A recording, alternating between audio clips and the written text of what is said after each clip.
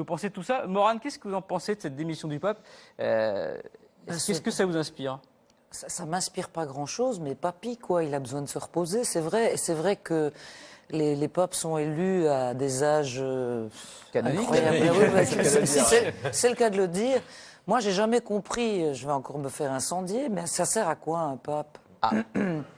Ça, c'est une bonne question. Je sais pas trop à quoi ça sert. Ça sert à habiter le Vatican parce que c'est grand, hein, c'est quand même un grand logement. Il faut bien mettre quelqu'un dedans. Hein. Donc c'est le successeur de Pierre. Voilà, c'est le successeur de Pierre, oui. Le chef de l'Église catholique. Je sais pas. Bon, après, c'est une question de croyance. Moi, personnellement, le Vatican, j'aurais bien des choses à dire et à redire parce que. Enfin, je sais pas, c'est un peu les boutiques de Dieu pour moi. Enfin, si vous voulez qu'on en parle, on en parle plus longtemps, mais je suis déjà pas... On va en parler. C'est surtout les positions totalement rétrogrades de l'Église encore ces dernières années. On va avoir d'espoir sur le prochain pape à venir. Un peu plus ouvert d'esprit, peut-être. Ah, ça, ce serait bien. Ce serait bien, parce que Ça mériterait d'être nuancé, tout ça, mais c'est pas grave. Ben, nuancé, Bruno, d'être là pour ça. Non, mais parce que, bon, il est de bon ton de toujours, comme vient de le faire Thomas, taper sur l'Église catholique en les traitant de rétrogrades. C'est vrai, en partie. Les déclarations sur le préservatif en 2013, quand il part en voyage en Afrique, c'est juste honteux, quoi. Quand le pape prend position en faveur des Roms, c'est très bien aussi. Bon. Alors, ce sont des trémiplégiques. Non, mais ce sont des trémiplégiques dès qu'on parle de l'Église catholique, c'est tout. Il faut dire que c'est la première fois que, depuis Célestin V, en 1294, autant vous dire que j'ai passé l'après-midi sur Wikipédia, parce que je ne le savais pas, qu'un pape quitte ses fonctions avant que le Seigneur ne le délocalise, non pas en Chine, mais au paradis. Hein, donc c'est quand même ça faisait très longtemps que ce n'était pas arrivé. Ça vous choque qu'il parte finalement ou... Moi, ce qui me choque, c'est le terme c'est raisonnable. En fait, c'est parce qu'on a annoncé toute la journée que le pape démissionnaire. On a l'impression qu'il envoie une lettre à son patron pour. Son patron, il est là-haut, donc il faut déjà y aller. Donc, alors, il envoie une lettre à qui? Il envoie sa lettre de démission à Dieu. Non, le terme est assez curieux quand même. Non, alors cela dit, on a eu ce débat. Je vais révéler les coulisses de l'émission avant l'émission. Moi aussi, je suis choqué parce que c'est pas une démission, effectivement. Non. Le pape n'envoie pas une lettre au DRH du Vatican en disant à partir de demain, préavis, salut, je me tire. Ça s'appelle une abdication. Voilà, ou une renonciation, mais c'est la même chose, puisqu'en latin, je le rappelle, abdication. Ça y est, il part. Abdication, renier. Dicare, déclarer. Je déclare que je renonce. Voilà, c'est une abdication. En fait, le pape est un souverain. Le message papal qui a été publié aujourd'hui à 12h10, pour être très précis, était en latin. Oui. Ce message parlait de renonciation et pas de démission, parce qu'il ne peut pas démissionner parce qu'il n'a personne au-dessus de lui à part Dieu, mais c'est un peu compliqué d'aller lui dire salut, je m'en vais. Et puis Dieu, c'est pas évident de le joindre. Il est toujours sur messagerie. Donc c'est effectivement une renonciation. D'ailleurs, ce qui est amusant dans cette histoire de latin, c'est que le premier à avoir dégainé, ce sont les Italiens, qui ont traduit beaucoup plus rapidement le latin que nous, Français, et qui ont sorti d'ailleurs en premier l'information. Attendez, oui, Laurent. On a un tweet assez amusant qui nous dit, comme suggestion, comme nouveau pape, effet Obama, pourquoi pas un nouveau pape noir? Il y en a question, oui. C'est dans les possibilités, on va en parler. C'est une idée sympa. On va en parler parce que, évidemment, les bookmakers sont déjà sur le coup. Vous savez qu'ils parient sur tout et sur rien. C'est pas très catholique, mais on est déjà en train d'envisager de savoir qui sera le prochain pape. Bruno, vous avez un petit point là-dessus. Quelles sont les cotes? On veut gagner de l'argent avec le pape, nous. Il y a plusieurs thèmes dont les internautes débattent sur les sites de Paris. Alors, premier thème, comment s'appellera le nouveau pape? Alors, comment il peut s'appeler? Alors, à 2 contre 1. À 2 contre 1, allez. Peter, c'est-à-dire Pierre. Pierre, on à les a. 5 contre 1. Pi. Pi, c'est un grand classique. Pi, qui est un grand classique, qui est un peu discrédité justement depuis le dernier pape qui portait le nom de Pi. Non, c'était Pi XII. Vous savez, celui qui était le pape au moment du nazisme, etc. Pi, pour moi, c'est des maths. Jean, un grand classique aussi. Oui. Jean-Paul, plus compliqué. qui n'est pas un grand classique, plus compliqué à reprendre parce que... Après, c'est Jean-Paul II, c'est bien. Il a mis la barre haute. Benoît. Ce serait Benoît XVII alors. Benoît XVII et Paul, ils ne se suivent jamais. Il n'y a jamais un Benoît qui suit. Voilà. Donc ça ne peut pas être Benoît. Sauf Jean-Paul I qui avait suivi Paul II qui avait suivi Jean-Paul I. Pour des raisons particulières. Pour des raisons très particulières. C'est très classique. Ça manque de Kevin, de Diane. Ça manque de. Voilà. Il y aura le prochain pour Pâques, c'est ça? Alors, je rappelle aussi, parce que les gens ont tendance à l'oublier, que le pape choisit son prénom de règne. Il choisit lui-même. Voilà, il le choisit lui-même. Mais il y a un dictionnaire des prénoms de pape, ça existe dans le commerce? Non, en général, quand on se choisit un prénom papal, c'est pour s'inscrire dans une continuité historique. C'est-à-dire que Benoît XVI avait choisi Benoît parce que les Benoît sont par tradition des papes de synthèse, qui sont des rassembleurs, qui correspondent à Le des seul Benoît que je connais, temps c'est de la chanson Benoît transition tourne-toi, alors. dans l'équipe, dans l'histoire. Je continue. Alors, continuez, autre oui. grand pari, quel sera Alors, le la suite des prochain paris, pape? on en parle beaucoup sur les réseaux Alors, aujourd'hui. on prend les cardinaux qui se réuniront en conclave. Ah, Donc bah voici, voilà. pour ceux qui parient aujourd'hui, quels sont les favoris. Le cardinal Mark Ouellet, qui vient du Canada. Marc Ouellet.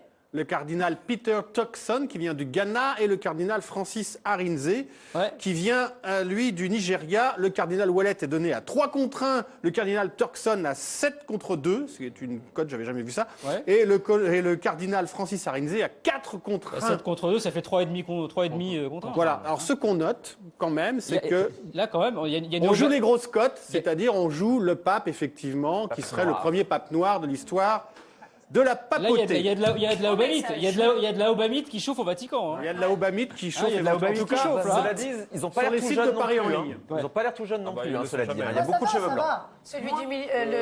Celui qui vient du Ghana, il a l'air petite savez, soixantaine. alors, là aussi, tout à l'heure, j'ai entendu un petit peu Soix- des choses. Il est vrai que Benoît XVI avait 30, été élu à 60. 78 ans, Oui. mais Jean-Paul II avait été élu très jeune. Il avait 56 ans, si mes souvenirs sont bons. Voilà, vous avez des papes. Le plus souvent, les papes sont quand même élus dans la cinquantaine ou la soixantaine, sauf évidemment quand, pour des raisons politiques, on nomme un très vieux pape en se disant il va vite durera ce qu'il casser. durera, et puis Ouais, on préparera la succession. Joseph. Alors, Voilà. comment est-ce qu'on élit les papes D'habitude, les histoires de fumée, de machin au Ouais, la Vatican. fumée blanche. La fumée blanche, la fumée noire, Habemus Papam, etc.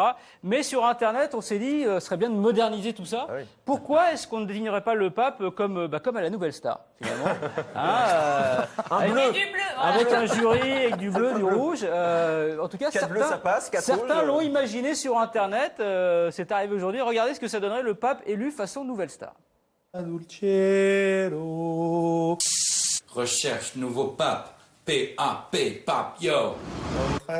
Père qui est aux cieux. C'était un peu léger, quoi. On sent que le latin, c'est pas quelque chose que vous maîtrisez très bien, hein.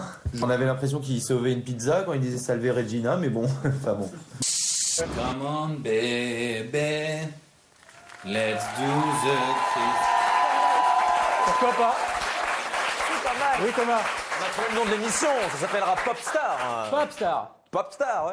Popstar, pas mal. Déposez le signé, ça peut, on sait jamais. On dit %.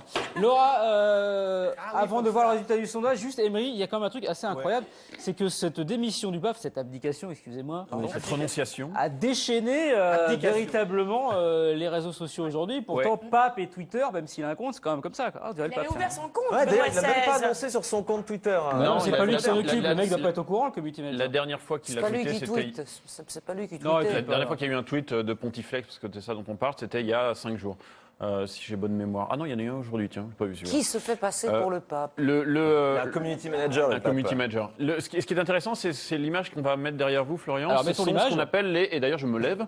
il Ce aime bien. sont ce qu'on appelle... C'est son j'aime déplacement, bien me il aime lever. bien. Je réveille pas. J'ai besoin. Ce sont ce qu'on appelle les mots-clés les plus tweetés aujourd'hui. Alors, c'est une capture d'écran qui a été faite un petit peu avant 6 heures. Donc, depuis, ça a un petit peu évolué parce que à peu près toutes les demi-heures, ça change. Et bien, qu'est-ce qu'on voit? On voit pape, démission, Vatican, Pâques, Rome. Donc, jusque-là, Et Findus. en gros, après. Et jusque-là, tous les mots clés les plus utilisés sur Twitter ont été consacrés pour le pape. Et puis après, quand on C'était à descend... 17h40, ça. Quand on précisément. descend, il y a Valence, bon ça c'est pour Beckham, il y a Findus parce qu'on sait, Fnac parce qu'ils ont de bons résultats, Saint-Valentin parce que c'est dans 3 jours, et Paris, ça je sais pas. Parce mais- qu'il y a des embouteillages, Parce comme qu'il doit y avoir des d'habitude. embouteillages. Et ce qui est intéressant dans cette histoire-là, c'est que effectivement, en l'espace d'une heure, pas plus d'une heure, toute autre communication qui ne traitait pas du pape ont été complètement écrasées.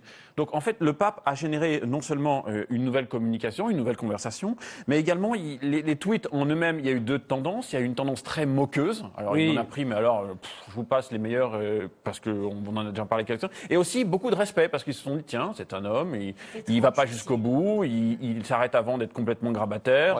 Donc il y a cette forme-là qui est assez intéressante. Et il y a dans ce respect-là un point qui est assez intéressant, c'est que il y a une modernité dans la communication, c'est-à-dire qu'en général le pape il va jusqu'au bout parce que c'est Dieu, un peu de choses près pour les gens.